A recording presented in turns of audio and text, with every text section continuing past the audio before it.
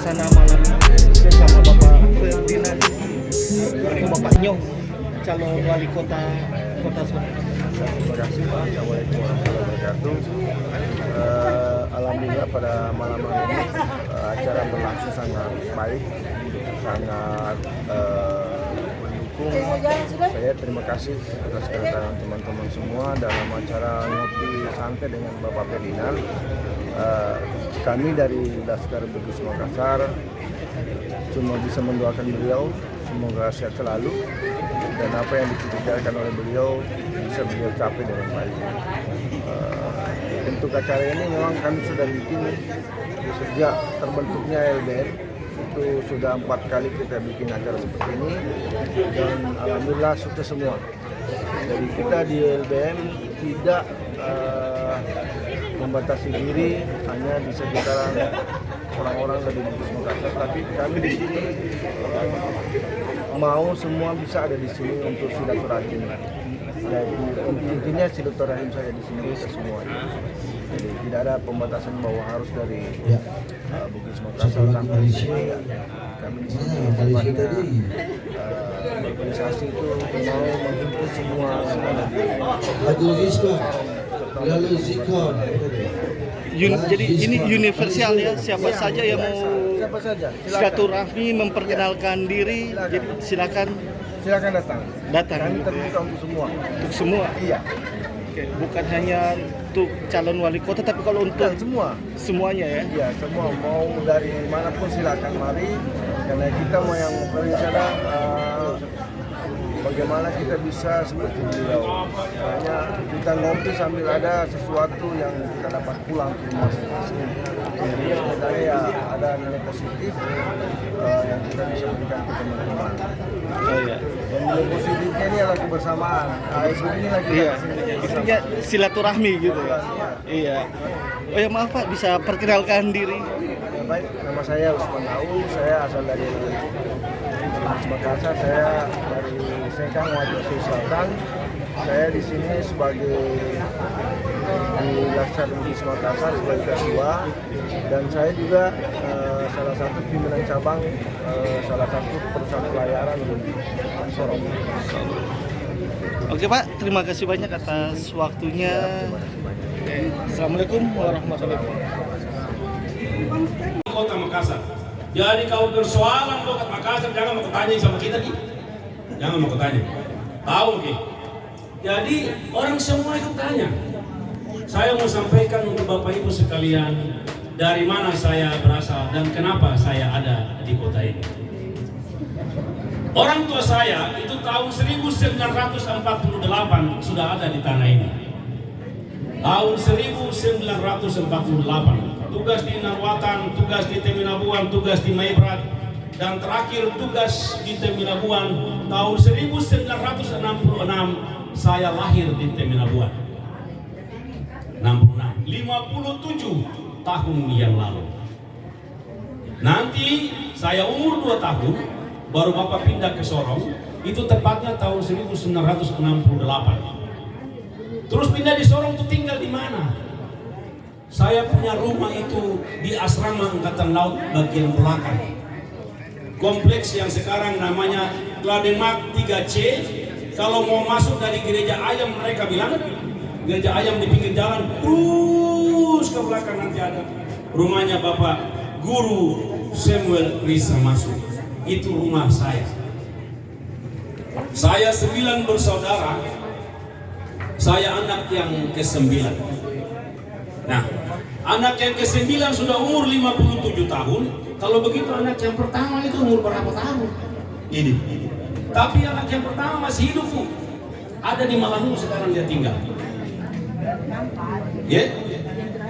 Di Malanu kampung, nggak tahu saya namanya apa, Malanu Abu Bakar kan, Malanu kampung, Malanu pasti, yang penting di Malanu dia. Ada 2 orang tinggal di Malanu. Kami semua ada di tanah ini. Saya tidak pernah beranjak dari kota ini ke kota yang lain kalau hanya bukan alasan studi. Saya SD di SD YPK 6 di belakang Yohan, ini teman saya ada duduk pakai topi merah ini. Ini Epi Ramsay. Saya SMP di SMP YPK. Jadi saya pun tempat main itu dekat sekali dengan Saleh. Saya SMP di SMP Negeri 1 Manokwari. Saya pindah ke Manokwari bukan karena bapak pensiun tidak ada uang tuh. Makanya saya dilempar ke sana, ada kakak nomor 3 di sana. Nah, nanti saya pulang, saya masuk SMA tahun 82, ketemulah sama Suanggi ini dia ini. Nah, ini. Aduh, setan juga ini bos. Yang main-main dia ini. Dia jadi kita punya komandan di kelas waktu itu. Sayangnya Bapak Ibu sekalian, waktu di SMA saya tahan kelas tahun 82. Lalu saya pindah ke SMEA.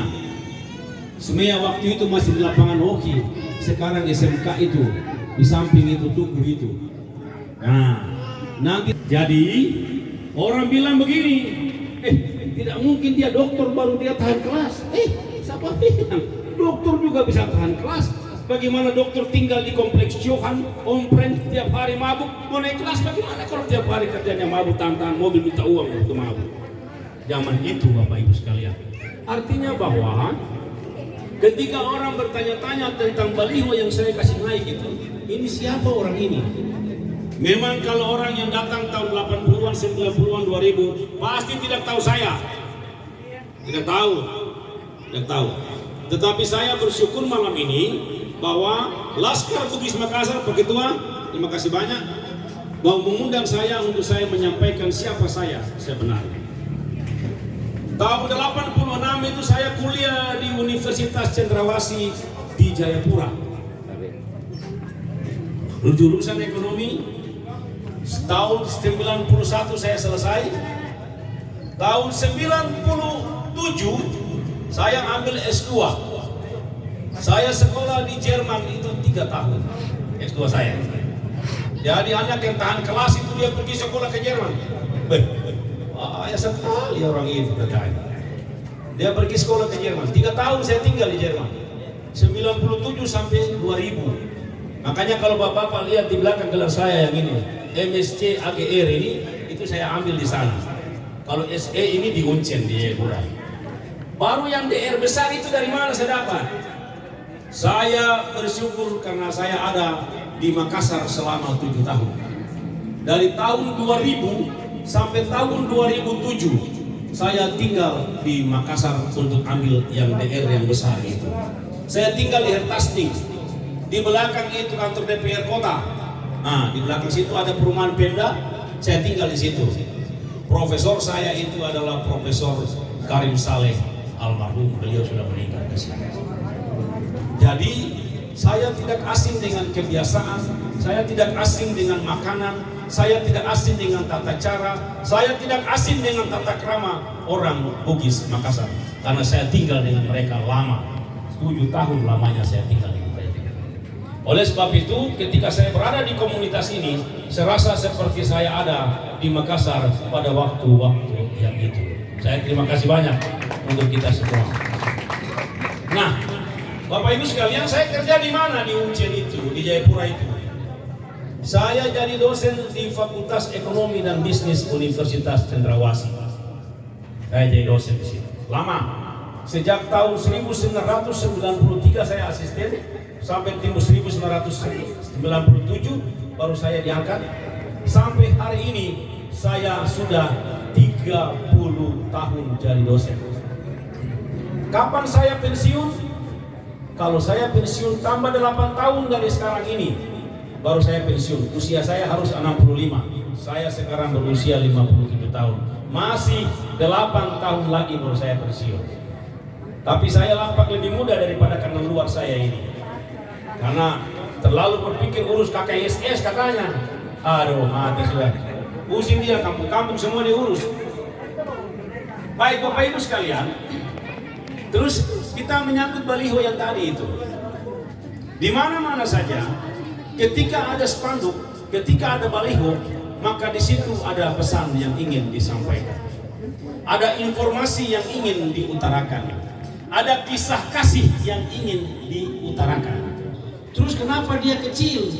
Kenapa dia harus besar? Kenapa tiba-tiba datang langsung taruh di atas besar-besar? Wih, orang bilang ini orang saleh bilang, wih, langsung taruh besar-besar di atas. Sudah tidak ada tempat lagi untuk orang lain.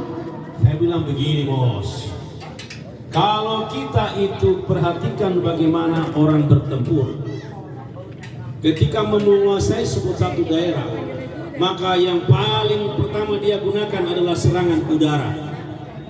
Jadi angkatan udara bom dulu, pung pung pung pung, bom semua, nanti baru infanteri dari belakang masuk setelah aman. Saya menggunakan filosofi itu. Saya kembali ke kota saya, masuk dengan serangan udara di atas dulu yang pertama. Nanti setelah itu baru saya lihat mana yang bisa saya datangi satu persatu.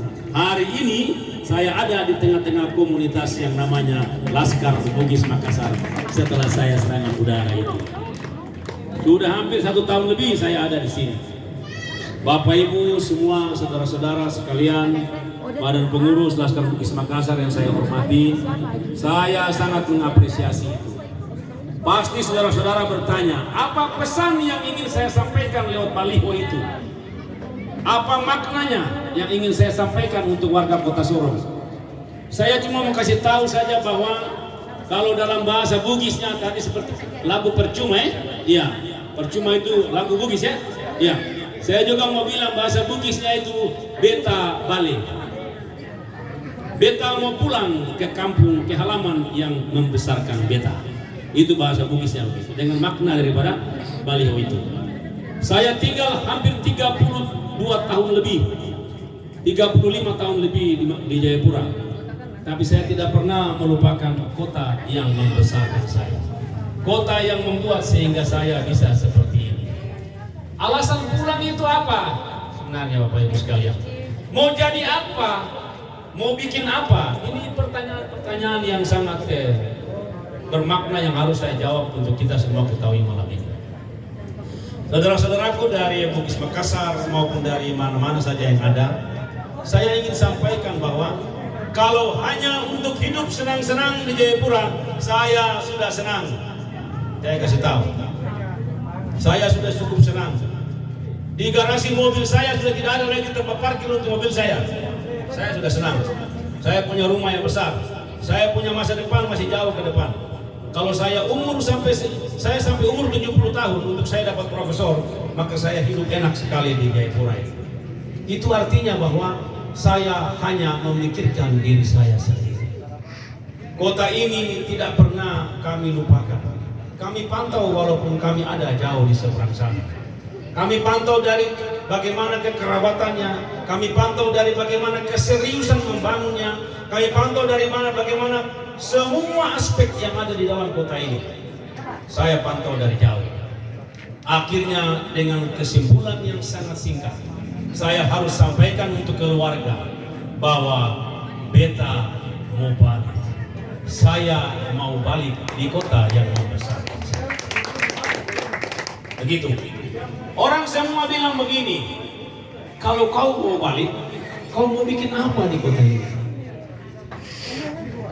Ternyata kota ini dia sudah berubah jauh. Dia tidak lagi seperti zaman ketika kita kecil-kecil dulu. Orang sedikit. Saya kalau berdiri di Klademak atau berdiri di Pasar Baru atau berdiri di Remu, motor lewat, wih, saya tahu oh itu anak HBM. Oh itu anak Rufei. Oh itu anak Kampung Baru. Oh itu anak Surya. Saya tahu. Tapi saat ini ketika saya berdiri di pinggir jalan dan ada yang lewat, saya tidak tahu anak itu dari mana. Karena kota ini sudah banyak orang yang tinggal di kota ini. Ekspektasi saya tentang kota ini salah. Saya pikir kota ini masih seperti yang dulu. Ternyata kota ini sudah berubah dan sangat berubah. Yang paling merubah kota ini dengan semua aspek kemajuan ekonominya, saya berterima kasih untuk kelompok Bugis Makassar atau keluarga besar KKSS yang sangat berperan ekonominya di kota ini, dan itu tercatat di mana-mana. Bapak Ibu sekalian, terus nanti kalau seandainya orang bilang bahwa apa yang kau akan mau buat di kota ini, kenapa kau harus pulang? Ada 2 kontestasi besar yang akan kita lalui dalam beberapa bulan ke depan sampai dengan tahun depan. Di bulan Februari kita ada di Hari Kasih Sayang tanggal 14 Februari. Itu kita ada pileg, baik DPR Provinsi maupun DPR RI dan pemilihan presiden. Apakah saya ada di kelompok itu di Februari? Saya tidak ada di kelompok itu. Saya tidak ada di kelompok di bulan Februari itu. Kelompok yang kedua yaitu kelompok pilkada, pemilihan jadi gubernur, pemilihan jadi bupati, dan pemilihan untuk siapa yang akan menjadi wali kota dan wakil wali kota. Saya ada di kelompok yang terakhir ini. Saya terus terang ke Bapak Ibu sekalian, saya ada di kelompok yang terakhir itu. Pertanyaan selanjutnya pasti Bapak Ibu akan tanya, kau siapa? Kau dari mana? Kau punya kemampuan apa? Kalau kita bertanya seperti itu, saya sudah ceritakan semua latar belakang saya. Saya tidak pernah pulang kemana-mana. Saya punya bapak dan mama itu sudah meninggal, ditanam di kilo 12. Saya punya kakak yang nomor 4 meninggal, ditanam di kilo 10. Saya punya kakak yang nomor 8 meninggal, ditanam di kilo 12. Saya punya kakak yang nomor 3 sudah meninggal, ditanam di Merauke. Adakah dari kita ini yang pulang ditanam di kampung halaman kita? Tidak ada. Kita lahir, kita besar, kita mengabdi, dan kita akan mati di tanah ini. Jadi, kalau saya ada di kelompok 2 yang tadi nanti bulan September tahun depan, sudah ada perubahan, bukan November, September tahun depan, apakah memungkinkan dari sisi aturan? Memungkinkan dari sisi aturan? Isu yang berkembang saat ini mengatakan bahwa harus orang asli Papua, wakil harus orang asli Papua, wali kota harus orang asli Papua. Saat ini kalau yang punya handphone buka, saat ini masuk di Google, pegang handphone sekarang masuk di Google, buka tulis di situ Undang-Undang Nomor 21 Tahun 2001, buka di bagian ketiga, bagian ketiga di situ menyatakan tentang badan eksekutif, buka di pasal 11, pasal 11 di dalam Undang-Undang Otonomi Khusus, di situ mengatur tentang gubernur. Salah satu persyaratan gubernur itu adalah orang asli Papua. Bapak buka lagi ke bawah, pasal 12, pasal 13, pasal 14, pasal 15. Dia tidak mengatur tentang yang namanya bupati, dia tidak mengatur yang namanya wali kota, tidak. Dia hanya mengatur tentang majelis rakyat Papua. Jadi kalau sementara ini orang mengatakan bahwa harus orang asli Papua, nonsense. Bupati, wakil bupati, wali kota, dan wakil wali kota tidak harus orang asli Papua. Cuma selama ini kita selalu mengerti, ya toh, kita tahu diri, ya kan? Sudahlah, tabe, mari maki. Kita yang nomor 1, nanti saya nomor 2, nggak apa-apa, kan begitu. Nah, apakah saya salah sebagai orang yang lahir dan besar? Saya jadi dosen sudah 30 tahun lebih. Saya kurang apa untuk tanah ini? Yang sekali. Rekam jejak saya sangat panjang. Jadi, kalau dari aspek aturan saya tidak dilarang. Orang bilang ada itu maklumat MRP. Bapak Ibu kalau saya salah nanti dikoreksi. Maklumat itu bagaikan pengumuman. Maklumat Kapolres, pengumuman dari Kapolres, dilarang begini, menjelang ini, harus ikuti ini. Maklumat MRP menginginkan untuk harus orang asli Papua yang kalau bisa diutamakan untuk masuk jabatan ini, jadi kepala daerah ini. Itu sifatnya pengumuman dan tidak punya hukum yang mengikat, serta tidak ada konsekuensi sebagai akibat barang yang dilanggar. Ini harus diingat baik. Jadi, kalau hari ini ada orang Bugis Makassar yang mau jadi wali kota, welcome. Tidak ada yang melarang. Saleh, kalau kau mau jadi bupati, mari maki. Tidak ada yang melarang kita. Nah, kok? Apakah? Mati-mati. Nah, itu artinya bahwa dari aspek aturan, Bapak Ibu sekalian, tidak ada yang melarang untuk Ferdinand Risamasu hari ini menyatakan di depan Laskar Bugis Makassar bahwa saya akan maju sebagai wali kota di kota yang membesarkan saya ini. Mati-mati apa kemudian? Artinya Bapak Ibu sekalian, yang pertama kita harus tahu bahwa penyelenggaraan pilkada, penyelenggaraan pileg itu tidak dilakukan berdasarkan opini. Katanya harus ini, katanya harus itu. Tidak ada katanya. Yang ada itu adalah aturan yang dipegang. Aturan membuktikan bahwa tidak ada yang melarang itu. Sampai hari ini Bapak Ibu sekalian, ketika sudah hampir 1,5 tahun saya menyatakan diri ingin maju sebagai wali kota, handphone saya ini tidak ada satu orang pun yang mengatakan bahwa kok kenapa maju, kok bukan orang asli Papua. Belum ada sampai malam ini. Belum ada. Saya ingin kasih tahu buat Bapak Ibu sekalian, punya apa? Punya pengalaman apa sampai mau berani masuk seperti ini? Saya hitung satu-satu. Selama 30 tahun saya ini dosen. Selama 30 tahun saya peneliti. 20 tahun saya konsultan. 12 tahun saya staf ahli di DPR Provinsi Papua. 12 tahun. 2 tahun saya staf ahli untuk Ketua DPR Provinsi Papua. 6 tahun saya jadi staf khusus untuk 4 kabupaten di Provinsi Papua. Saya jadi konsultan di mana-mana. Saya jadi staf khusus Sekretaris Daerah Provinsi Papua yang saat ini menjabat sebagai penjabat Gubernur Provinsi Papua 3 tahun terakhir ini. Itu jabatan saya di luar kampus. Di dalam kampus saya tercatat sebagai Ketua Program Studi S2 Magister Manajemen Fakultas Ekonomi dan Bisnis. Itu secara proporsional saya itu 70% ada di luar, hanya 30% saya di kampus. Waktu saya itu ada bersama-sama dengan mereka yang pakai baju keki di hari Senin, baju putih di hari Rabu, baju batik di hari Kamis, yang namanya ASN itu. Sehingga kalau saya tidak punya pengalaman itu, saya tidak akan berani untuk datang dan menawarkan diri mau menjadi wali kota yang tadi sudah saya katakan. Tidak berani saya.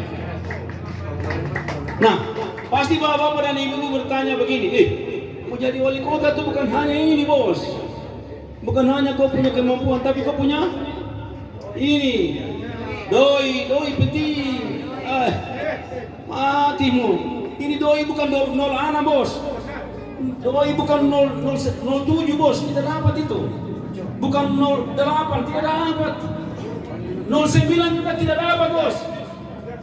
Paling minim itu nolnya harus 10. Nah, hitung aku.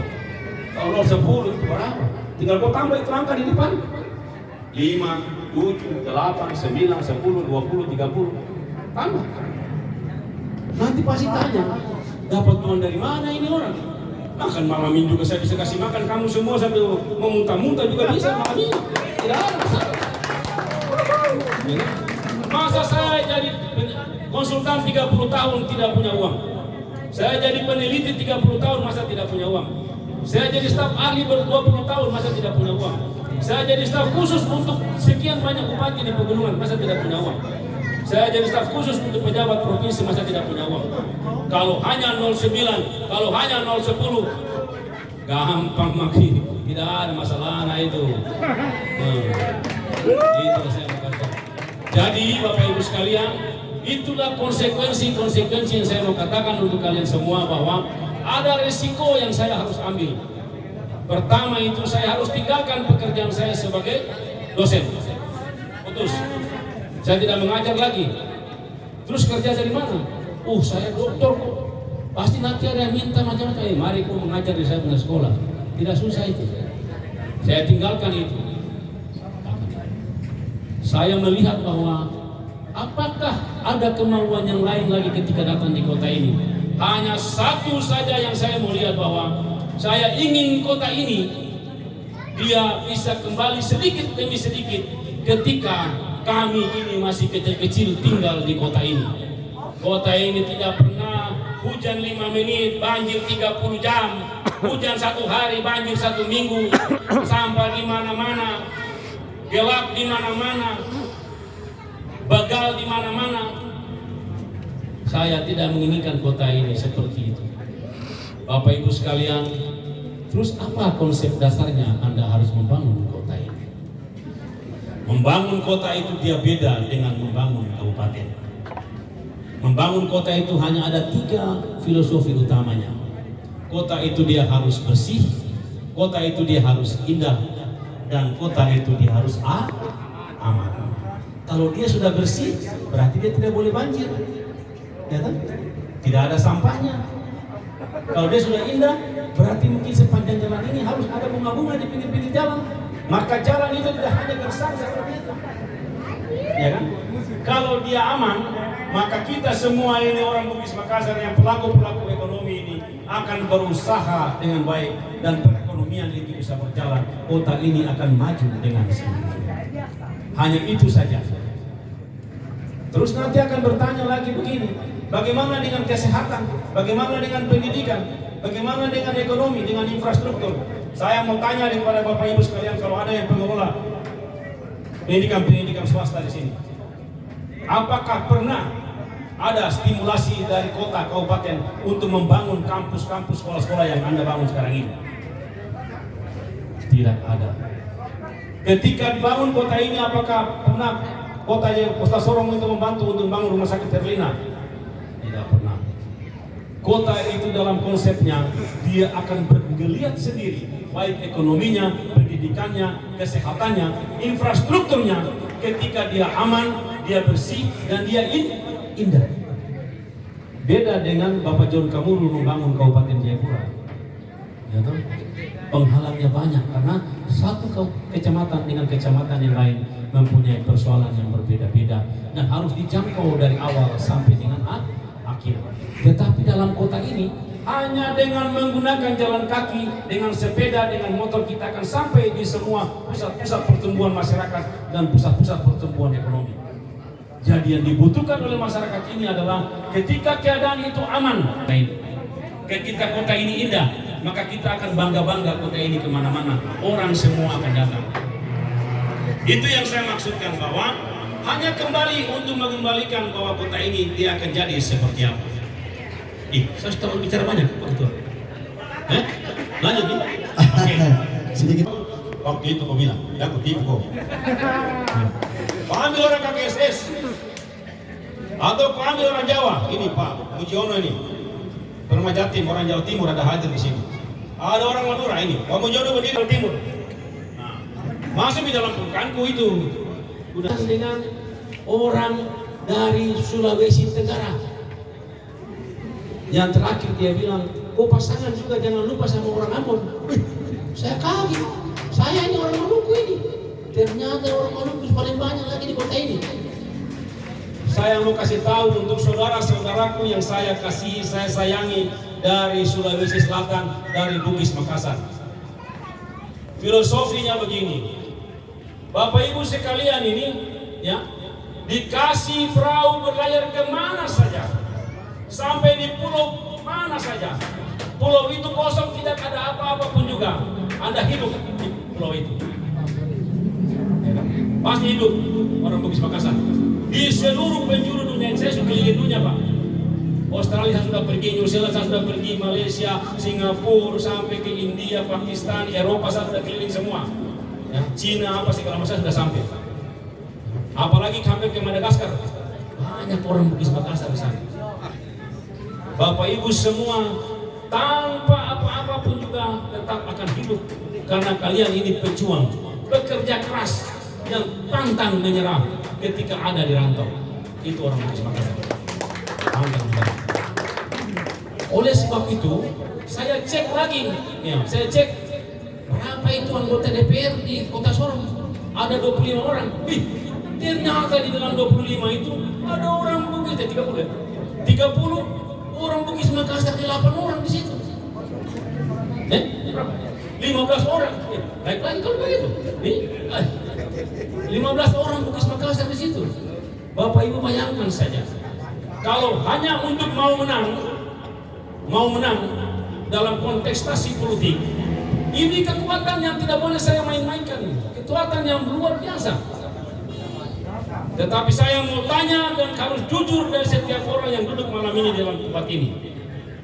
Pernahkah ketika Anda berusaha Anda berkembang, berekspansi, ya toh, menjadi dari kecil, mulai berkembang sampai Anda besar hari ini. Adakah orang Moi itu datang dan mengusir saudara dari rumah tempat tinggal saudara? Adakah? Tidak ada. Tidak ada. Mereka justru mempersilahkan, mari saudaraku datang dan berusaha di kota ini. Mari saudaraku datang dan hidup di tempat ini. Bahkan mereka yang saya sebut tadi itu sekarang justru terpisah, justru jauh ke pinggir. Mereka mempersilahkan. Itu artinya apa Bapak Ibu sekalian? Ada hal yang harus kita pikirkan buat mereka. Ya. Kalau hari ini di anggota dewan itu sudah ada 15 orang dan besok itu mungkin dia bertahan 15 orang. Saya minta maaf dan saya hormat sesungguhnya kepada saudara-saudaraku yang kucintai dari Bugis, Makassar dan Sulawesi Selatan. Kali ini saya akan berpasangan dengan orang Moi tetapi dia Muslim. Orang Moi tetapi dia Muslim. Saya menganggap bapak-bapak dan ibu-ibu sekalian tanpa jadi wakil bupati, tanpa jadi anggota DPR pun hidup di kota ini, sejahtera di kota ini. Datang dengan tidak punya, sekarang sudah punya. Datang dengan kurang, sekarang berlebihan. Datang dengan tidak apa-apa, sekarang berlebihan, berkelimpahan. Itu saya salut. Dan bukan terjadi di sini saja Pak, di mana-mana. Jadi untuk orang Sulawesi Selatan, saya sudah mengatakan, saya diskusi banyak dengan Saleh, dengan teman-teman yang lain. Saya minta maaf, saya harus berpasangan dengan orang Moi. Oke, luar biasa. Artinya tanah ini tidak bukan tanah kosong. Tanah ini ada tuannya. Tanah ini ada penghuninya sejak awal. Pasti bapak-bapak ibu bertanya, apakah orang Moi sudah restui Bapak belum? Tahun lalu, ya, bulan Februari, ketika memulai maksud ini, saya datangi suku besar Malamui, kepala suku besar, ketua Dewan Adat. Saya mohon izin kepada beliau, Bapak Pendeta Safisa, saya mau maju jadi wali kota. Di hadapan semua suku-sukunya dia bilang, kau bukan orang lain di tanah ini. Kau anak yang lahir dan besar di tanah ini. Kami mempersilahkan kau untuk jadi tuan di negeri kami ini apabila kau berkenan. Jadi saya mendapat restu dari kelompok adat itu. Semua baliho yang Anda lihat selama ini, mungkin sosialisasi yang sudah didengar selama ini, maknanya hanya ada satu. Saya ingin berpesan kepada semua lapisan masyarakat di kota ini bahwa Nyong Risa Masu akan kembali ke kota yang membesarkan dia. Oke, berikan aplaus. Itu yang saya mau sampaikan, pesan itu. Dan yang terakhir tadi saya mau sampaikan untuk Bapak Ibu sekalian, saya tahu siapa saja yang ingin wajib wali kota di kota ini pasti akan membeli alternatif pertama harus berpasangan dengan orang Sulawesi Selatan. Itu saya tahu. Tetapi saya sangat hormat, saya tahu bahwa orang Sulawesi Selatan itu orang yang menghargai orang yang tidak pernah melupakan orang lain, dan orang yang sangat menghormati bagaimana memaknai aspek budaya dan segala macam. Jadi saya minta maaf dari Bapak Ibu sekalian, kali ini tolong bantu saya, tolong lihat saya. Kami angkat kembali saudara-saudara kita dari Moi ini untuk mereka juga bisa bersama-sama berjalan dengan kita di tanah yang mereka punya. Oke. Itu yang saya mau sampaikan. Ibu siapa nih? Ibu Sdaliva. Aslinya mana, Bu? Orang Endrekan. Kita ke Endrekan dulu nih, Pak. Bu Mas Daliva, tadi beliau sudah bawa sedikit perkenalan dan lain sebagainya. Nah, mungkin Ibu penasaran apa yang mau ditanyakan, silakan ya. Silakan tanya aja apa saja yang mau disampaikan. Misalnya Bapak kok lahir di Sorong Bapak ya? Ya kan? Bapak sudah pernah makan makanan Endrekan? Nah, coba.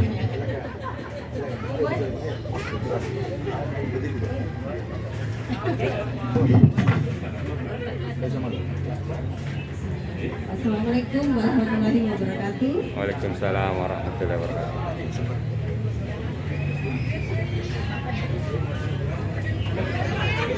Mau apa? Pak Ferdinand apa? Visi-visinya apa ya nanti ke depannya?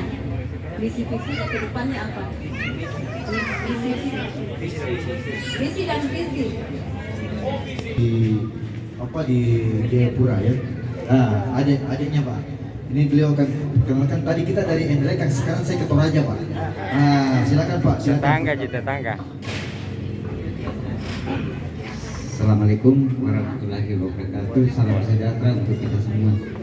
Saya sepertinya kenal jauh tapi sangat dekat sama Bapak. Karena adik saya satu profesi dengan Bapak di Uncen, namanya Dr. Peter Palamba.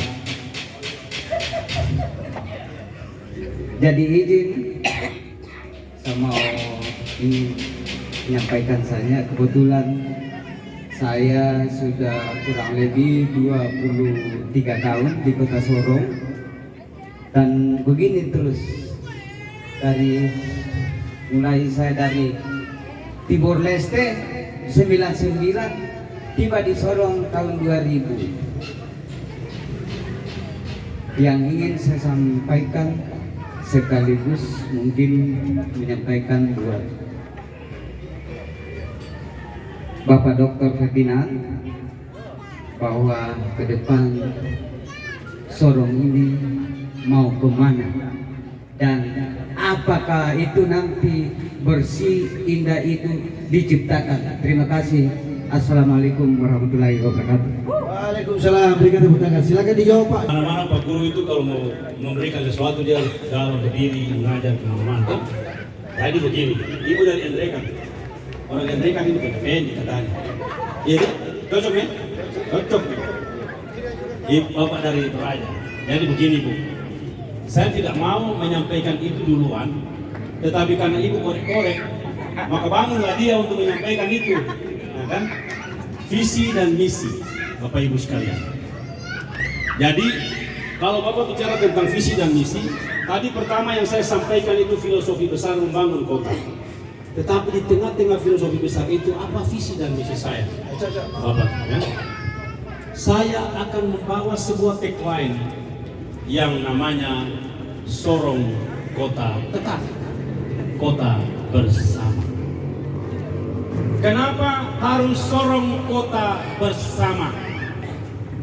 Kenapa tidak yang lain? Kota ini harus dibangun bersama-sama. Itu makna pertama. Kota ini tidak bisa hanya dibangun oleh kelompok tertentu. Kota ini tidak bisa dibangun oleh suku tertentu. Kota ini tidak bisa dibangun oleh hanya marga tertentu. Tidak. Sekali lagi, ini keras saya katakan. Tidak apa-apa, memarah saya tidak apa-apa. Tapi itu kenyataan yang saya dapatkan di kota ini. Makanya saya datang dengan mengatakan bahwa kota ini harus dibangun secara bersama-sama. Makanya dalam tagline saya, visi yang tadi saya katakan itu untuk ibu dari Endreka, yaitu menuju Sorong Kota Bersama. Oke? Ada 7 kata, ada 7 huruf di dalamnya. Bersama. Saya mulai dengan huruf B, menjawab pertanyaan Pak Lamba tadi ya. Oke, apa itu B? B itu maknanya kota ini harus bersih. Itu B. Bersih itu artinya apa? Kalau kota ini mau bersih, kota ini harus bebas banjir. Saya mau kasih tahu buat Bapak Ibu sekalian, hari ini saya bicara tentang bebas banjir, tapi hari ini juga di Cina banjir, hari ini juga di India banjir, hari ini di Australia banjir, di Eropa banjir. Banjir itu bukan fenomena kota Sorong Pak. Banjir itu fenomena dunia. Fenomena dunia. Ketika air itu meluap melebihi kapasitas daya tampung, maka dia akan keluar dan mengakibatkan banjir. Tetapi bukan berarti bahwa kita akan menghilangkan banjir. Kita berusaha mengurangi banjir itu sehingga tidak mengakibatkan bencana. Itu maknanya. Terus bagaimana kota ini bisa terhindar dari banjir? Bapak Ibu sekalian, tempat yang kita sedang duduk saat ini, ketika kami masih kecil-kecil tidak pernah kami bayangkan bahwa orang akan bikin rumah di tempat ini. Tanya ini siapa nih? Hairudin. Mana tanya apa ini? Haidar ini. Tanya Epi Ramsai. Anak-anak kecil semua di Sorong ini. Ini semua rawa yang luar biasa. Tempat daerah resapan air. Tapi hari ini sampai ke atas sana, sampai ke gunung, semua sudah dihuni oleh perumahan. Artinya tempat yang dulunya daerah resapan sudah dihuni. Apakah kita mau menghindar dari hal itu? Tidak bisa, Pak. Tugas kita adalah menanggulangi ketika air itu berlebihan. Caranya bagaimana? Ini dia, Bapak Ibu sekalian. Caranya bagaimana? Satu saat ketika saya jalan, nanti kalau kita lewat, saya lewat ke sana. Di depan sana. Saya lihat itu ada jembatan yang dia lebih tinggi dari rumah. Yang di lampu merah itu ya. Tinggi sekali begini. Dia sudah sama tinggi dengan rumah. Menghindar dari banjir. Kita tidak mempunyai kanal yang cukup lebar dan dalam untuk daerah, untuk tempat aliran air. Kita tidak punya dam-dam penampung air yang mumpuni. Kita punya kali remu di bawah sana, itu sudah dangkal. Coba Bapak lihat, ada pulau baru di situ. Becek yang bertumpuk bertahun-tahun mengakibatkan pendangkalan terjadi di muara, dan itu mengakibatkan air tidak berjalan lancar dan dia kembali ke kali dan mengakibatkan banjir. Kalau saya jadi wali kota, solusinya bagaimana? Pertama, Bapak Ibu sekalian, saya mau bilang begini, yang namanya konsep kota bersama, saya ini tidak akan mungkin bangun sendiri. Besok yang ketua-ketua RT di seluruh kota ini, ya, seluruh RT, selama ini cuma nanti mau menjelang pilkada, mau menjelang pemilu, baru mereka itu dianggap hebat dan perlu untuk kita datangi. Tetapi nanti kalau saya jadi wali kota, catat ini yang saya bicara. Semua RT akan saya kasih insentif untuk mereka. Dikasih insentif tiap bulan. Nanti kita hitung APBD. Saya konsultan APBD di provinsi itu bertahun-tahun. Saya tahu itu dari mana mendapatkan uang untuk itu. Tidak ada cerita bahwa orang tidak ada uang. Ada uangnya, maka tidak ada bilang tidak ada uang. Ada mungkin uangnya. Betul.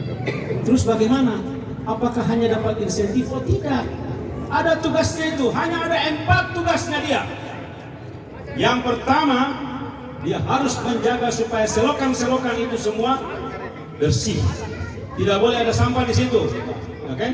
Yang kedua, dia jaga supaya apa? Kompleks itu semua bersih.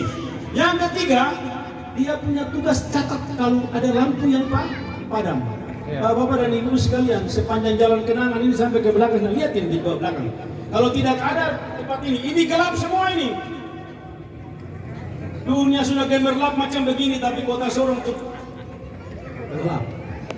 Tugas yang keempat yaitu dia mencatat setiap orang yang masuk dan keluar di dalam wilayahnya. 4 tugas itu saja. Setiap bulan akan ada insentifnya. Soal besarannya nanti kita akan lihat dengan kemampuan APBD. Tetapi setiap bulan dia akan dapat insentif supaya dia juga bisa menghidupi keluarganya dari pekerjaan, dari jabatan yang dia dapat yang namanya ketua rukun tetangga itu. Yang kedua dari aspek bersih, ya toh? Bapak Ibu sekalian, saya ini mungkin karena terlalu banyak jalan-jalan keliling dunia ya. Dari semua keindahan-keindahan di Eropa, di Asia, di Jawa, di mana-mana, semua kabupaten di tanah Papua, saya kasih tahu Bapak Ibu sekalian, semua kabupaten di tanah Papua sudah saya injak. Hanya ada 1 kabupaten yang saya belum injak, yaitu Kabupaten Intan Jaya. Mari kita ukur satu-satu. Mulai dari selatan, Asmat, Mapi, Merauke, saya sudah sampai semua. Timika berkali-kali. Ya, Pegunungan Bintang, Wamena, Tolikara, Mulia, Puncak, Nduga, saya sudah sampai.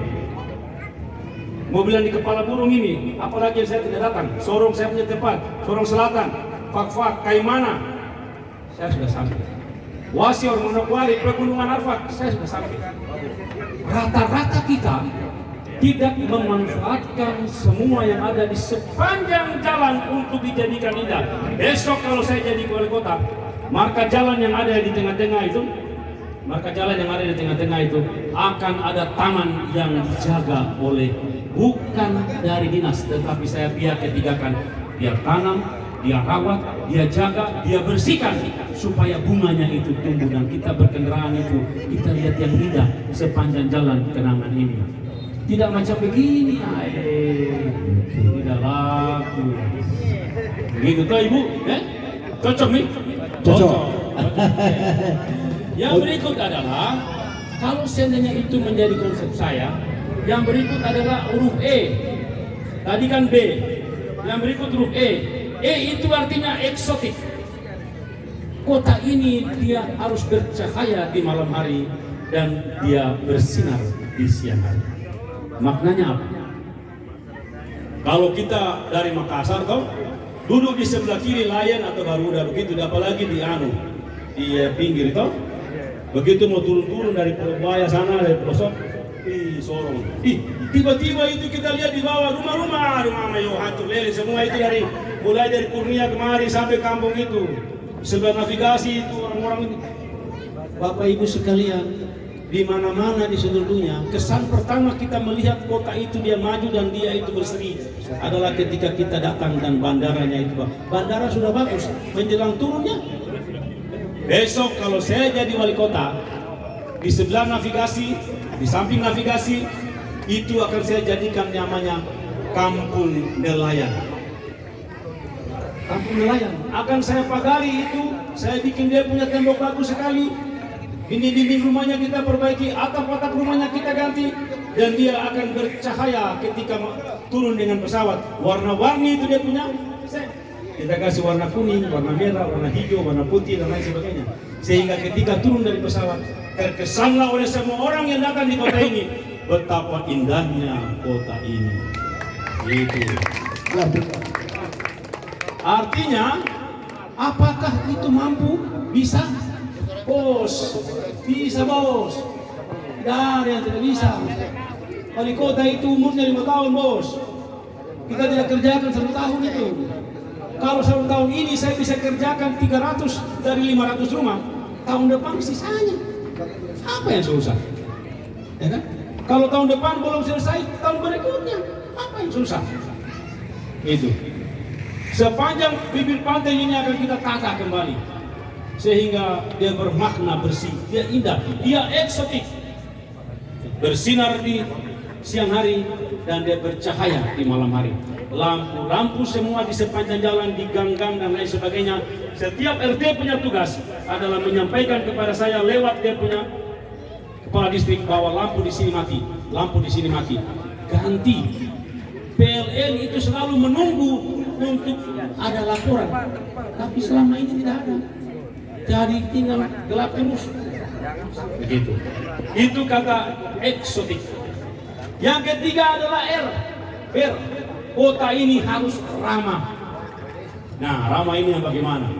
Ramah itu artinya bahwa dalam kehidupan sehari-hari kita, antar umat seluruh warga yang ada di kota ini harus hidup bersama-sama, damai, tentram, aman, dan saling menghargai satu dengan yang lain. Kita menghindari adanya rasa-rasa blok-blok yang ada. Yang Muslim silakan beribadah dengan tata caranya, yang Kristen silakan beribadah dengan tata caranya, yang Hindu, yang Buddha silakan, dan harus ada pemersatu untuk bagaimana mereka ini bisa duduk sama-sama dengan kelompoknya masing-masing agar kota ini terlihat ramah. Dia tidak berjalan sendiri-sendiri. Ramah juga terhadap lingkungan. Itu R. S.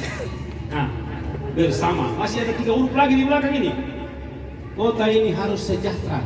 Saya menangis ketika mendengar saudara-saudara yang ASN ini semua menuntut haknya tapi tidak dibayar bertahun-tahun. Bagaimana kita memerintah di kota ini kalau tidak bisa kita kerjakan, kalau kita tidak bisa bayar?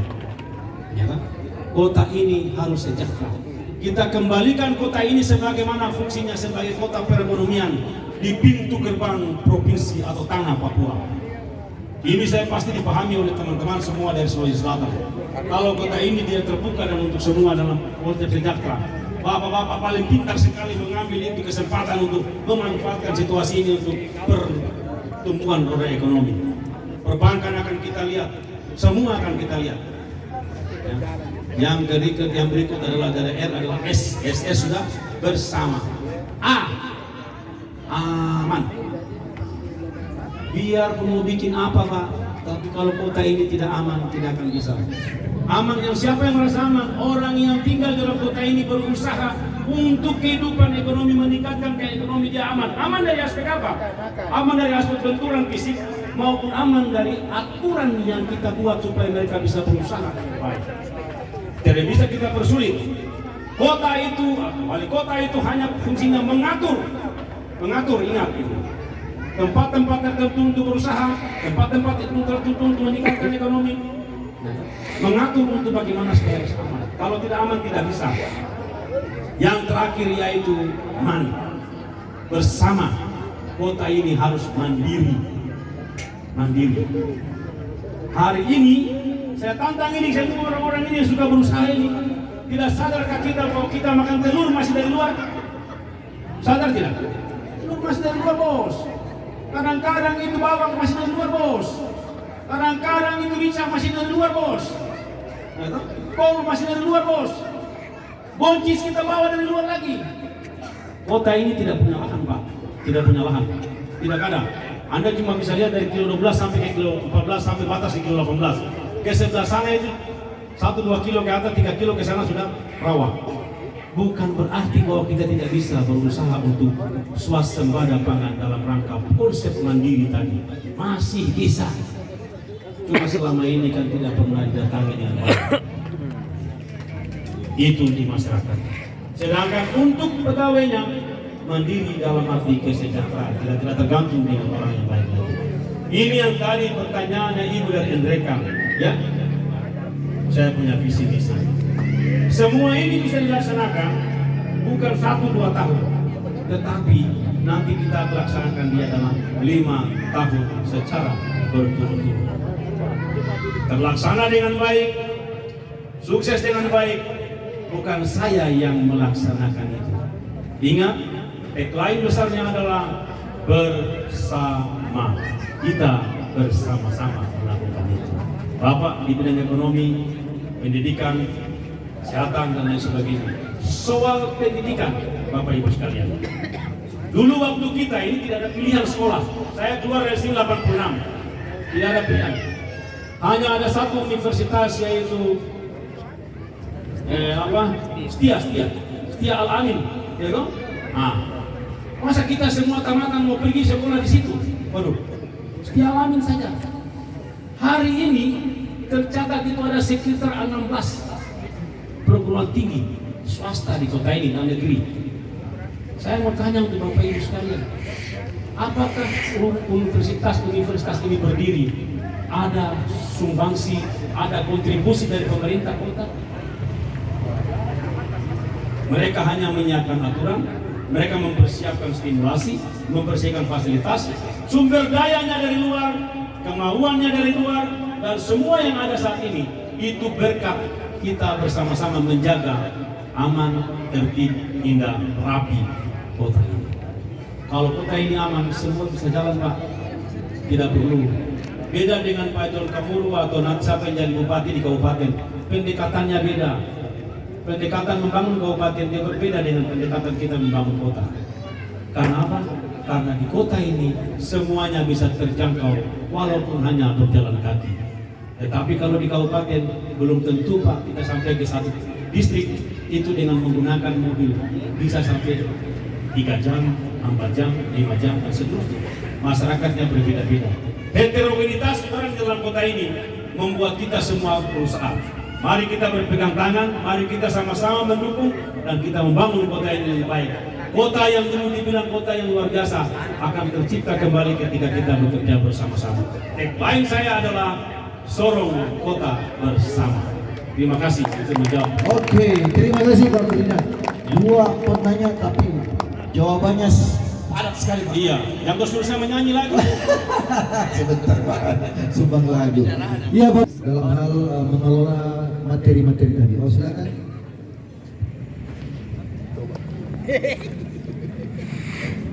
Terima kasih atas kesempatannya Bapak Moderator Buang Gondolo di Show. Buang Gondolo di Show. Baik, Assalamualaikum warahmatullahi wabarakatuh. Selamat malam Pak Dokter. Baik,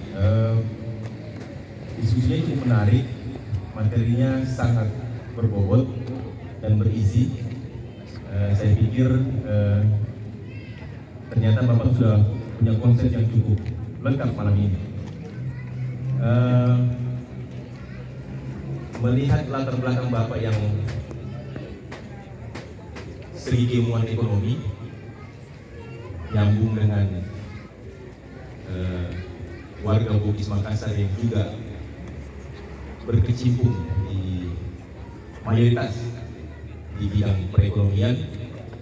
Hampir mayoritas seluruh warga Sulawesi Selatan itu adalah berprofesi sebagai pedagang. Melihat kondisi seperti itu, konsep Bapak terkait perekonomian yang ada di Kota Sorong. Kita kan kalau bicara ekonomi pasti ada hitung-hitungannya, ya. Jadi 1 tambah 1 2, 2 tambah 2 4, dan seterusnya.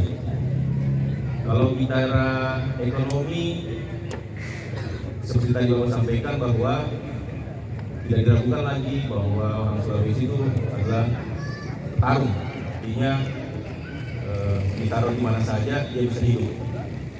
Tapi tidak juga bisa dilepas begitu saja. Peran pemerintah itu sangat-sangat penting untuk mendukung itu. Kondisi pasar, Pak, kita bicara, mungkin saya juga harus sampaikan bahwa saya juga banyak-banyak jalan-jalan di seluruh Indonesia. Untuk ukuran Kota Sorong ini minimal sudah harus ada 5 pasar, Pak. Harus ada 5 pasar. Saya kira Bapak juga paham masalah itu, karena perputaran ekonomi itu bukan di mal-mal, Pak. Perputaran ekonomi itu ada di pasar-pasar tradisional yang dihuni oleh hampir seluruh, ya bukan dihuni ya, artinya di perekonomian yang berputar di situ hampir 80% berputar di pasar. Saya kira Bapak mungkin lebih paham masalah teori maupun praktiknya, tapi intinya bahwa untuk memajukan perekonomian di kota yang luasnya tidak lebih besar daripada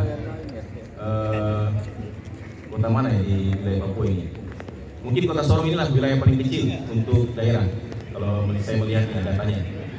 Dengan jumlah penduduk yang menurut saya cukup besar, wilayah yang kecil, jumlah penduduknya banyak, duitnya banyak. Saya pikir kalau kita hitung ekonomi, wilayahnya nggak terlalu besar, orangnya juga banyak, perekonomiannya bagus, duitnya banyak. Harusnya kota ini sudah ya kategori metropolitan lah, bisa kita yang tadi Bapak bilang kasih terang semua jalan dari ujung ke ujung, dari Kilo 0 sampai Kilo 18. Itu sudah bisa terang. Nah, untuk melihat ini sebagai Bapak sebagai calon nanti ini, selain konsep visi misi yang tadi Bapak sampaikan itu, khususnya untuk perekonomian ini Pak, menghidupkan perekonomian, saya melihat pasar ini, konsep pasar tadi masih dimungkinkankah membuat pasar-pasar selain yang ada di Remung, atau kita meremajakan atau memodernkan pasar itu? Karena hampir semua pasar saya lihat di seluruh Indonesia rata-rata itu sudah dimodernkan, Pak, pasar modern. Masuk bahkan ada yang ber-AC. Masuk di los itu AC, Pak, dingin. Saya bisa duduk-duduk di lantai, saya nggak jijik duduk di lantainya. Jadi seperti itu. Dan kalau melihat sudah, saya mengukurnya itu kota besar itu ya, terutama kalau orang bilang masuk ke mall, masuk ke satu tempat itu lihat WC-nya. Nah kalau di kota itu lihat pasarnya. Kota yang maju itu pasarnya seperti apa. Nah kalau pasarnya sudah modern, sudah maju, kita bisa pastikan bahwa kota itu memang kota yang maju. Mungkin itu Pak, terima kasih atas waktunya, saya kembalikan. Terima kasih Pak. Ya. Oke, berikan tepuk tangan untuk Mr. Muawiyah. Pertanyaan. Ya, Assalamualaikum warahmatullahi wabarakatuh. Selamat malam Pak Ferdinand. Malam Pak. Ya, saya perkenalkan diri Pak. Saya Erwin, Beras Manajer Penguamalan sekaligus Ketua CSR Kota Sorong. Saya sudah sejak diangkat ini Pak Ferdinand selalu dipanggil. Dan tadi dipanggil sampai wali kota, ketemu di ruangannya. Saya sampaikan ke semuanya, setiap saya dipanggil hotel, tidak usah panggil-panggil saya terus. Karena itu setiap pemerintahan saya lihat kerjanya begitu Pak, di hotel seminar. Tetapi begitu selesai seminar tidak ada yang dilakukan. saya sudah katakan ini Pak, di Bilam Bejitmo di depan Muspida, kemarin saya di Hotel Marriott, ya, saya sudah katakan tadi, saya ketemu juga, sehingga saya tantang, saya bilang besok saya ke pemenang gizi Pak untuk stunting, ya. Saya bilang saya tidak punya cerita, besok saya bawa sumbangan ke sana, saya bawa bantuan. Saya minta Ibu Wali hadir di sana. Jadi saya minta Pak Ferdinand ini tidak usah lagi diulang-ulangi, ya, untuk pemerintahan selanjutnya, ya, karena saya sudah keliling juga sebagai bidang perbankan itu hampir semua daerah seperti itu. Lebih banyak seminarnya Pak, uangnya habis di hotel daripada apa yang dilakukan, sehingga Pak Ferdinand tadi mengatakan bahwa uang itu ada, uang banyak, tapi uang larinya tidak ke masyarakat, ya, uangnya dinikmati oleh segelintir orang, ya, yang ikut seminar saja itu dikasih uang Pak. Coba bayangkan, seminar stunting, kami diundang, kami dikasih uang. Saya bilang ini uang harusnya ke stunting, bukan ke saya, ya. Jadi ini mungkin bapak-bapak, ibu-ibu di sini setiap ini menjadi sesuatu pasti menjanjikan. Ya, saya cuma mengingatkan kepada Pak Ferdinand untuk melihat ini sebagai suatu pembelajaran dari yang sebelum-sebelumnya, bahwa dan itu habis di seminar perjalanan dinas, dan itu memang ya, temuan BPK kemarin itu 60 miliar lebih Pak, itu perjalanan dinas fiktif. Terima kasih. Wassalamualaikum warahmatullahi wabarakatuh. Selamat malam dan salam sejahtera untuk kita semua. Berikan aplaus buat Pak Erwin. Pak Ferdinand silakan. Artinya yang tadi disampaikan oleh Bapak, pasar itu kan sebenarnya filosofinya singkat saja. Dalam makna ekonomi, teori ini dari dulu orang bilang bahwa pasar itu adalah tempat bertemunya penjual dan pembeli. Tetapi dalam konsep modern, penjual yang mana, pembeli yang mana, bertemu dalam ruang yang bagaimana? Nah, itu yang harus kita lihat saat ini. Saya sangat menyesal pasar Remu itu bukan pasar itu, bos. Aduh, itu bukan pasar. Saya kalau itu seperti tempat apa ya? Tidak tahu, nanti kita yang kasih tahu namanya apa, tapi maksud saya kalau saya mau pergi beli ikan asin, baru saya datang ke situ. Tetapi luas pasar itu dengan kebutuhan masyarakat di Kota Sorong, dengan space yang kita miliki, itu tidak memungkinkan untuk kita katakan bahwa itu pasar. Karena tempatnya tidak seperti yang tadi dibilang bahwa modern, ada AC diatur baik, mungkin dia tingkat 1, tingkat 2, tingkat 3 dengan semua yang ada pada aspek-aspek barang dan jasa yang akan dijual.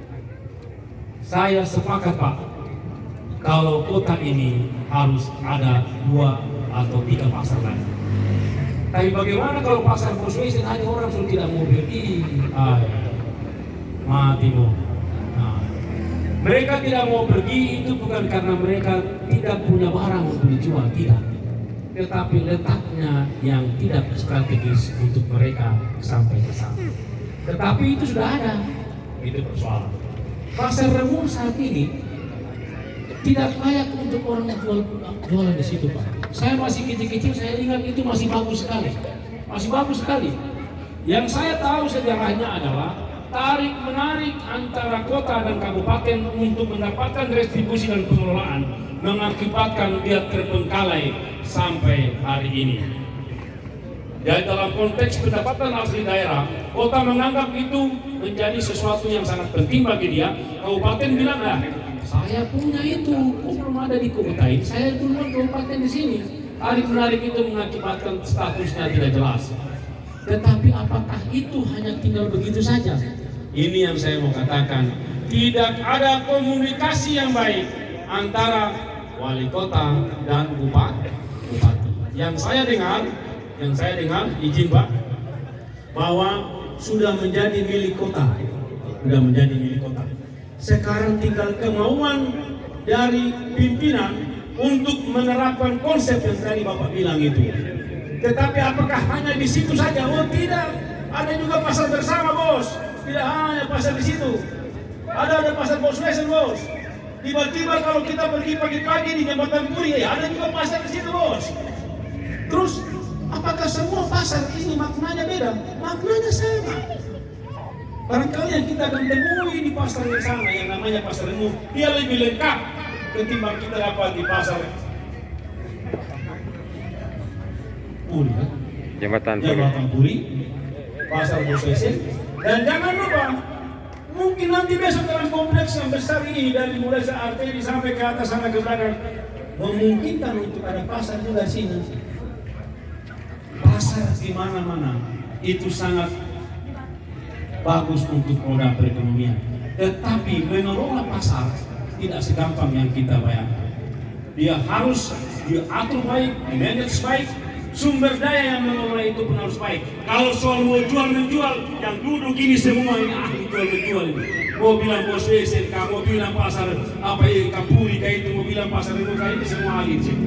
Tetapi memerlukan jaminan itu. Saya sepakat Pak. Sepakat. Besok nanti saya akan ingat Bapak, akan saya bikin pasar modern yang bisa untuk kita sama-sama ada di situ. Ya, Bapak Ibu sekalian, yang tadi ditanyakan oleh Bapak perbankan itu. Memang Pak, orang bosan Pak.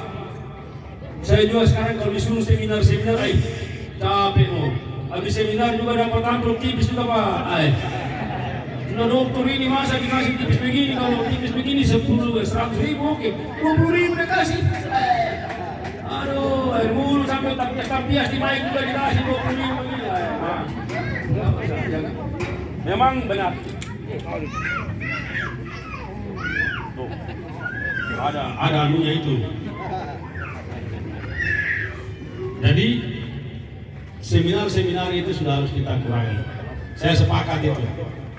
Stuntingnya 2 miliar, rapat-rapatnya 1 miliar, honor-honornya 200 juta, konsultasi Jakarta Sorong 400 juta, tinggal 400 juta saja yang dipakai untuk stunting dan 2 miliar kok. Tambah lagi uang tanya yang dikasih sama kita itu untuk kayak itu. Habis untuk seminar. Gitu.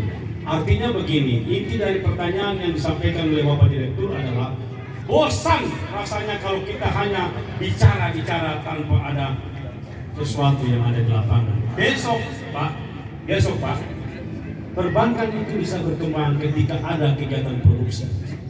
Perbankan itu bisa berkembang ketika ada sektor real yang berkembang di kota ini. Kota ini cuma hanya dibilang bahwa pintu gerbang ini, pintu gerbang tapi orang ke sana buka pintu kosong di dalamnya Pak. Ada apa di situ? Lain sama kita kalau kita bilang di Makassar, ya kan?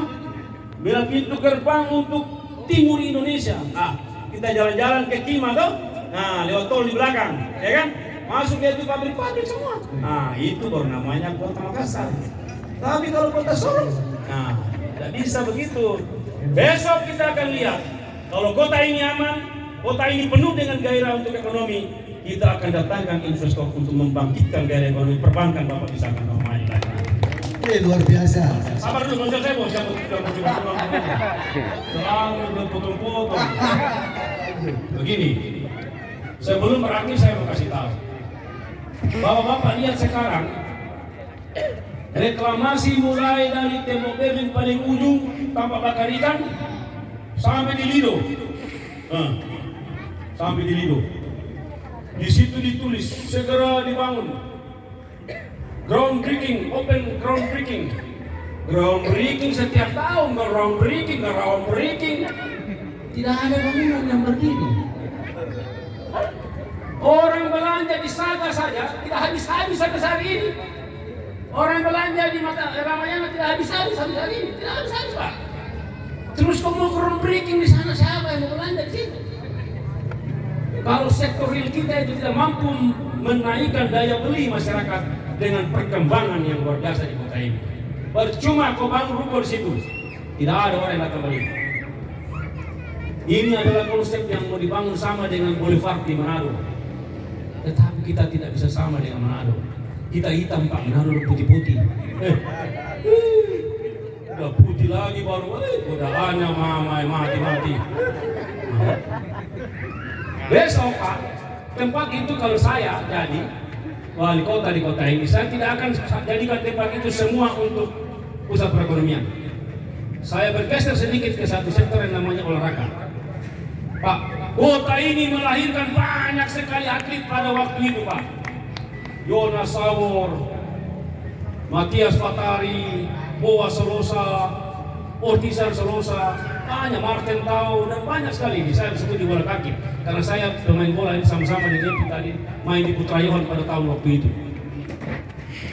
Mulai dari batas rumah sakit sampai ke Lido, dari rumah sakit sampai ke Lido, itu saya sudah lihat ada hampir 1 kilo lebih.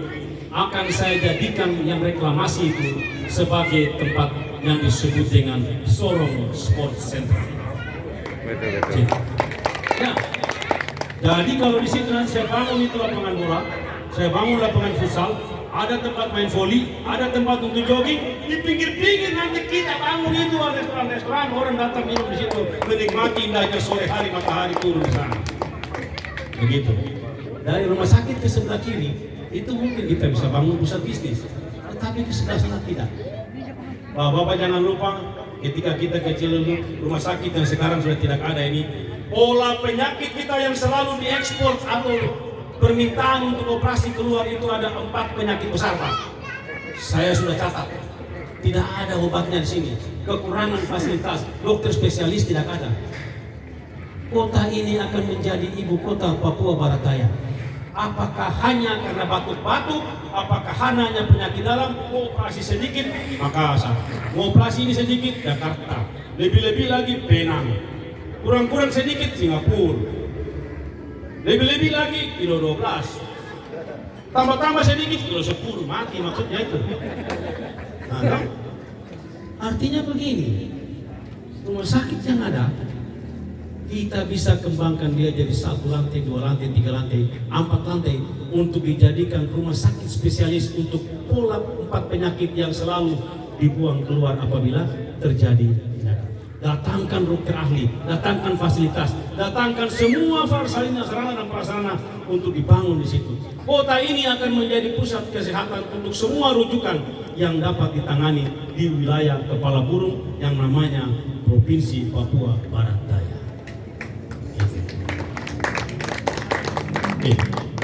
Bos, bayar saya berapa Pak Bos? Sudah 1 jam lebih ini. Tenang, ada benar. Masih ada satu lagi, Bapak-bapak sekalian, di bidang infrastruktur.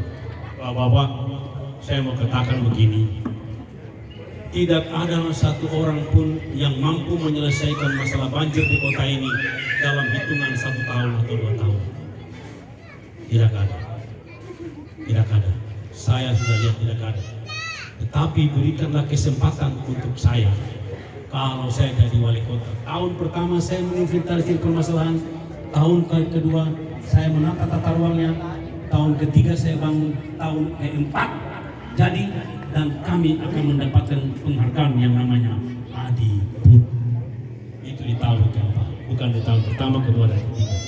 Adipura itu kota bersih, kota indah. Kota ini tercatat sebagai kota terkotor 2 tahun lalu, urutan ke-4 di seluruh Indonesia. Buka Mako di internet, ada di semua di situ. Tidak ada yang tidak ada. Karena apa? Karena kota ini tidak punya TPA, tempat pembuangan akhir sampah. Tidak ada pengolahan, sampah menumpuk dari gang-gang sampai ke dalam besar. Saya juga tidak tahu. Yang memimpin kota ini pakai mata atau pakai telinga atau pakai apa, tidak bisa melihat barang-barang itu. Jadi saya kasih koma di sini. Kalau masih ada yang mau bertanya, silakan supaya saya closing statement. Oke. Nyong, saya mau tanya lagi bahwa orang akademisi, peneliti biasa lebih pintar dibanding orang lapangan. Padahal Bapak ini kan rencana mau jadi wali kota Sorong, toh? Mau jadi wali kota Sorong. Saya ragu kalau namanya orang akademisi dibanding dengan orang lapangan. Ini kita terbuka. Nyong bicara ke sana kemari masalah infrastruktur, soal ekonomi apa dan lain sebagainya. Yakin karena Bapak sebagai peneliti, pengamat, tetapi yang saya ragukan apakah bisa. Sorong ini kota kompleksitasnya sangat besar. Iya. Sebenarnya saya lebih cerdas dengan Nyong Bris. Iya. Tapi tidak apa-apa karena itulah yang jadi pembelajaran buat dia karena sering bolos. Saya calon ketua OSIS SMP SMA dulu, tapi dia lompat jendela sedikit. Tapi itulah terjadi manusia yang terbaik di Papua sebagai konsultan di pemerintah Papua sehingga dipercayakan oleh PJ Gubernur, kemudian sebagai dosen yang tidak terhitung lagi waktunya, kemudian pokoknya banyak. Jadi harapan saya mudah-mudahan antara teori dengan praktek ketika Tuhan berkehendak Bapak dapat terwujud sehingga kami pelaku ekonomi yang ada di Sulawesi Selatan dapat bersinergi dengan Bapak. Iya. Tetapi jangan lupa Pak, di sini ada wartawan banyak. Saya hadirkan wartawan 2-3 orang termasuk YouTubernya komunitas pencinta kopi. Komunitas pencinta kopi itu sama dengan ini. Dia bekerjanya hanya sosial kemasyarakatan. Sosial kemasyarakatan. Tidak lebih dari itu. Tidak berpolitik apa dan lain sebagainya. Oleh karena itu mungkin ada sepatah kata dari Wakil Ketua KPK Kota Sorong. Tidak apa-apa saya bilangnya. Pak Haji Fadli yang masih muda, yang masih ganteng, dan dia juga apa namanya itu? Yang bangun rumah itu apa namanya? DPR. Ya. Adinda mana ini? Sini. Bahasa Bugis juga itu Developer. Ya. Tidak usah bilang developer. Jadi Iwan Suhada, adinda saya juga wartawan dari investigasi. Ya. Raja Mudin satu slop Raja Mudin satu slop. Yes, baik. Saya mau coba mundur sedikit dari pembicaraan dari Bapak. Pak Ferdi, mohon maaf. Siap. Mohon maaf ini, saya pakai bicara di komunitas Parakate Makassar. Tidak apa-apa. Ada kita punya uang 100.000. Ada. Mas Ali tolong kita pegang. Saya mau tanya, ini 100.000 yang bisa jawab. Sewaktu beliau mengambil doktor di Makassar, di mana tidur, di mana tinggal? 100.000. Wanta. Iya. Jadi saya ulangi pertanyaannya. Tahu ini kenapa saya jawab ada? Tidak kan tadi kita bicara. Saya menguji kompetensi sedikit bahwa ini apa betul-betul yang hadir ini menyimak. Saya belum masuk ke memberikan apa pandangan apa yang beliau sampaikan dari tadi. Kenapa cuma 100.000? Tidak 500 lah. Sewaktu beliau mengambil 2 huruf ini gelarnya DR alias doktor, di mana dia tinggal di Makassar. Ada di belakang itu. Angkat tangan. Tasnim, tapi ada satu lagi. Langsung saya iakan jawabannya. Tasnim tapi di dekat kantor DPR. siapa yang bilang? Pakai pula shopping. Silakan naik ke atas Pak. Kasih naik. Kasih. Ini artinya alhamdulillah bahwa kita yang hadir di sini memang begitu ya Pak, warga sosial betul-betul diperhatikan apa yang kita ngomong dari awal sampai closing statement. Bahwa tadi saya melihat beliau menyampaikan beberapa konsepsi tentang membangun bagaimana menghadirkan kota Sorong yang nyaman untuk kita berusaha, untuk kita tempati sampai kita di hari tua nanti. Bahwa dia menyampaikan konsepsi menghadirkan bagaimana tempat wisata, infrastruktur, menghadirkan kesehatan sampai dokternya itu yang mau didatangkan ke Sorong. Itu apa visioner yang sangat luar biasa saya melihat Pak. Bahwa beliau sangat mampu memformulasikan semua masalah yang ada di kota Sorong dalam bentuk pandangan beliau bahwa nanti dibuatnya mulai dari regulasi sendiri juga. Cuman tadi saya menunggu Pak bahwa kenapa tidak menyentuh ke sistem birokrasi? Bagaimana seandainya kalau Bapak diberikan amanah, bagaimana saya mengelola tata kelola birokrasi ini Karena Bapak nanti kan seandainya menjabat, ada yang mengawasi Bapak, mengontrol dari anggota Dewan sendiri. Siapa tahu ada tekanan-tekanan terhadap itu. Karena saya mau menanyakan sebetulnya konsepsi apa yang Bapak tawarkan untuk warga Sorong, tapi ada tadi perwakilan darimu yang menanyakan visi misi Bapak dan sudah dijawab. Tapi ya dalam hal ini saya mewakili anggota KPK ya, bukan mewakili. Apa itu KPK? Oh, komunitas pencinta kopi. Komunitas aku saya mulai dari sini KPK. Jadi memang Bapak menawarkan beberapa pandangan tentang bagaimana menghadirkan kota yang cocok, dan kami dari komunitas pencinta kopi Sorong Raya tadi dari ketua saya langsung, karena saya kirim foto di grup bahwa kalau ada waktu dia ajak ngopi-ngopi kapan-kapan. Ya. Jadi demikian dari saya teman-teman. Assalamualaikum warahmatullahi wabarakatuh. Terima kasih Pak Saleh atas waktunya. Salam hangat dari komunitas pencinta kopi. Langsung ya? Langsung. Terima kasih untuk 100.000 jadi. Baik, Bapak-Bapak begini. Tidak ada satu kasus atau tidak ada contoh kasus yang mengatakan dosen itu berhasil memimpin di tanah ini. Cari di mana? Tidak ada. Tidak ada. Tidak ada.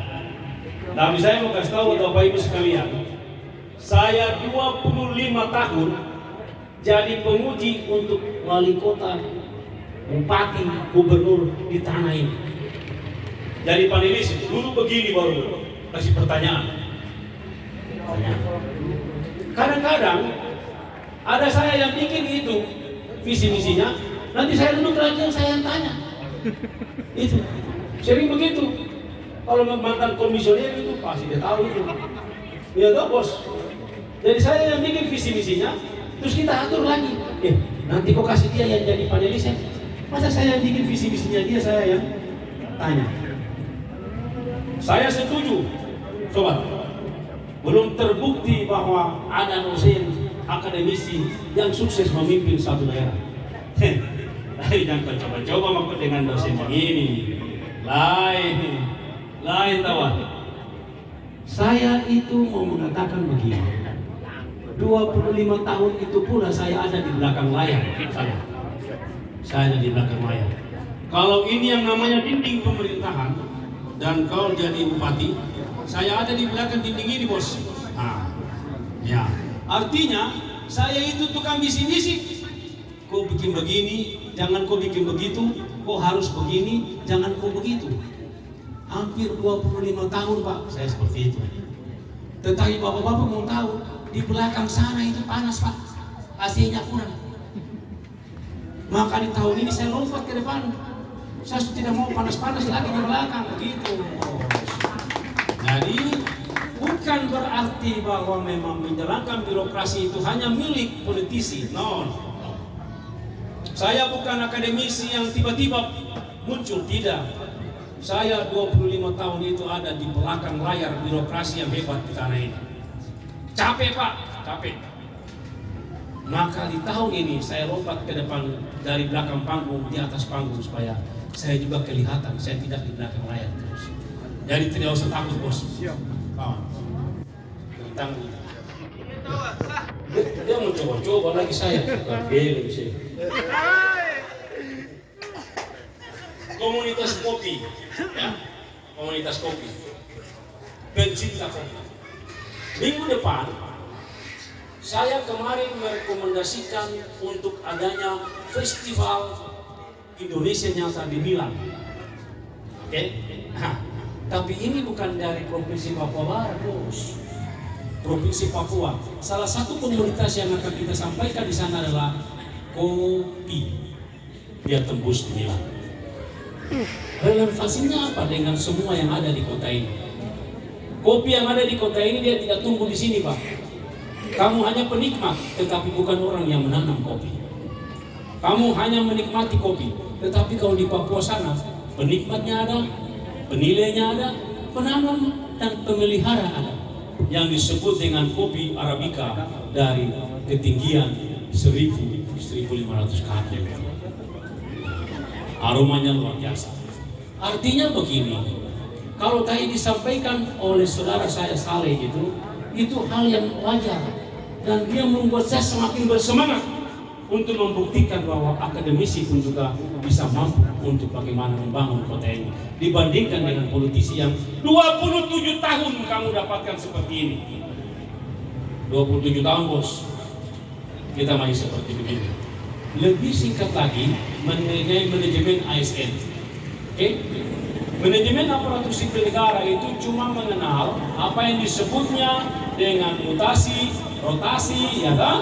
Nah, kita menganut apa yang disebut dengan Undang-Undang 14 tahun 2005. Kita menganut apa yang disebut dengan Peraturan Pemerintah nomor 11 tahun 2017. Kita menganut peraturan pemerintah, karena kau bicara yang saya kasih kau ini semua nih. Kita menganut apa yang disebut dengan Peraturan Pemerintah nomor 20 tahun 2021. Oke?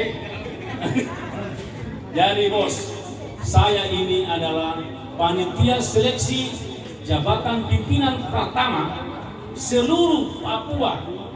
Eselon 2 di Jayapura, semua di mana-mana di Papua itu saya panitia seleksinya. Hari ini saat saya berdiri ini, saya jadi panitia seleksi jabatan pertama untuk Provinsi Papua Pegunungan dan jabatan madya untuk eselon 1 di Provinsi Papua Pegunungan. Bagaimana dengan manajemen ASN yang disampaikan tadi? Ada yang disebut dengan talent pool. Talent pool. Jadi sistem rekrutmen kita tidak dengan seleksi terbuka, tetapi dengan poin yang dia dapatkan berdasarkan prestasi. Yang baru melaksanakan ini cuma di Bandung dan Jogja. Kalau di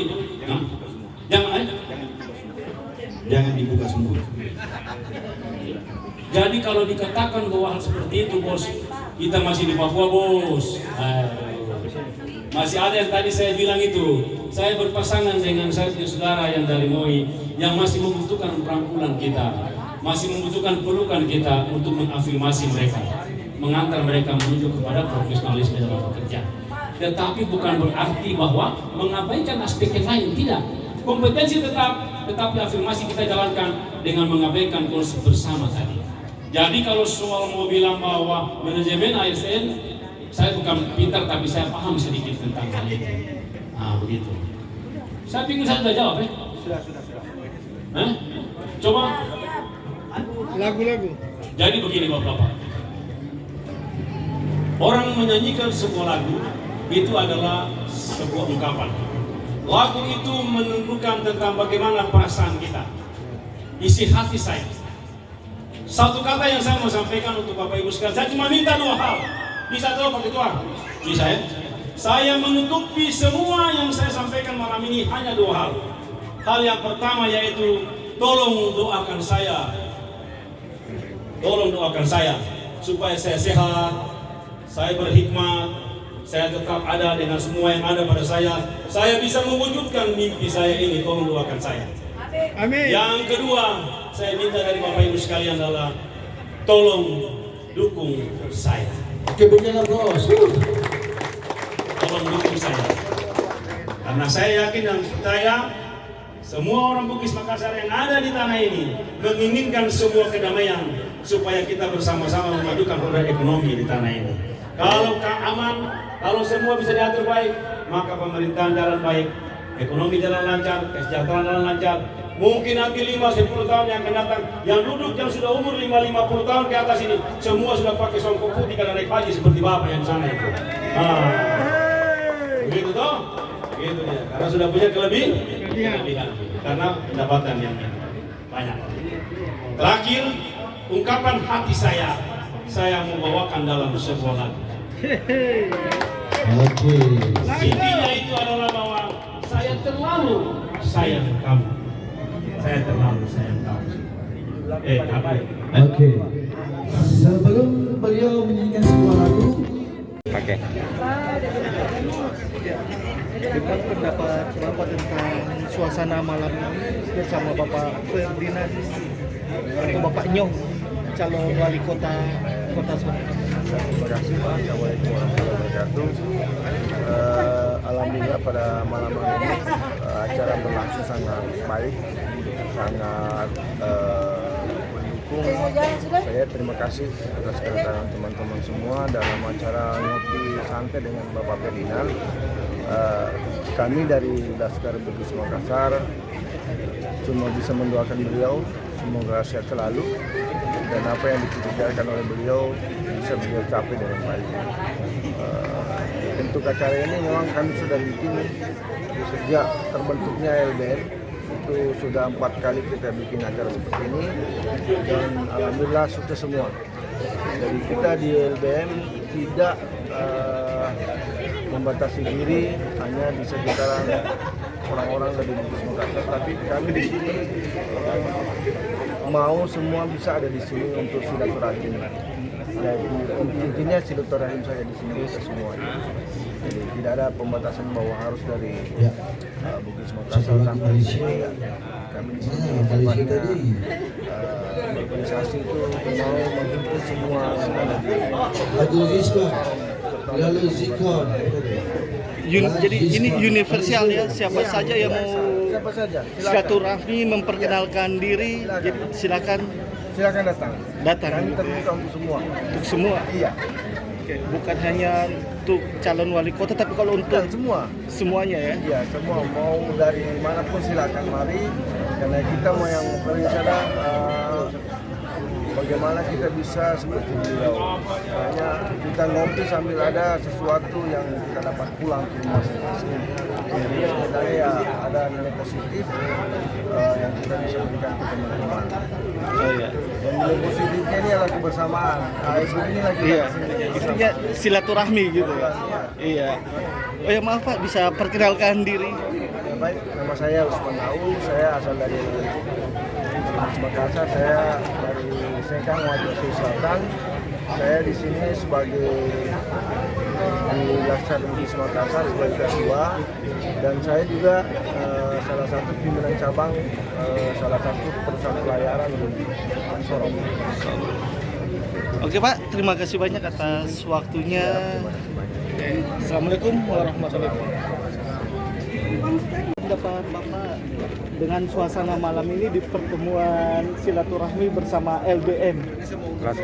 Laskar Bugis Makassar harus diberikan apresiasi ya.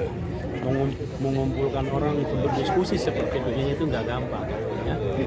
Tetapi yang dibuat ini adalah sesuatu yang luar biasa. Keikutsertaan peserta, antusiasme, ya, mereka semua antusias. Keingintahuan mereka itu membuktikan bahwa ada sesuatu yang harus kita sampaikan dari waktu ke waktu dalam acara-acara seperti begini. Ya, mungkin hari ini topiknya seperti begini, tapi besok mungkin topiknya juga bisa lain. Entah itu topik di bidang politik, ekonomi, sosial budaya, bahkan mungkin harus diselingi dengan ceramah-ceramah yang bermanfaat dalam rangka membina kerukunan. Gitu. Sehingga acara begini tidak usah terlalu dibuat secara formal. Ini sudah luar biasa nih, santai, makan seadanya, ada minum kopi ya, dan sebagainya. Saya apresiasi, harus dipertahankan. Jangan sampai hanya sebentar-sebentar saja. Oke. Bagaimana Pak? Sepatah kata untuk malam ini? Malam ini sepatah katanya hanya luar biasa. Luar biasa. Saya menghargai dan saya menginginkan dari dulu bertemu dengan mereka, komunitas ini. Tapi ini adalah kesempatan untuk saya bisa menyampaikan semua yang ada dalam hati saya, pikiran saya, dan mimpi saya untuk bagaimana kemajuan Sorong yang lebih baik ke depan. Saya pikir terima kasih banyak. Tolong izin Pak, tolong bisa perkenalkan diri Pak. Saya Ferdinand Risa Masu. Atau keseharian saya adalah dosen pada Fakultas Ekonomi dan Bisnis Universitas Cendrawasih. Saya anak Sorong, saya punya rumah di Klademak 3. Nah, gitu. Jadi sekarang ini saya ada jalan-jalan di kota ini karena semua agenda politik itu akan mengacu kepada bagaimana kita membangun kota ini yang lebih baik lagi. Itu saja intinya. Oke. Terima kasih Pak. Terima kasih.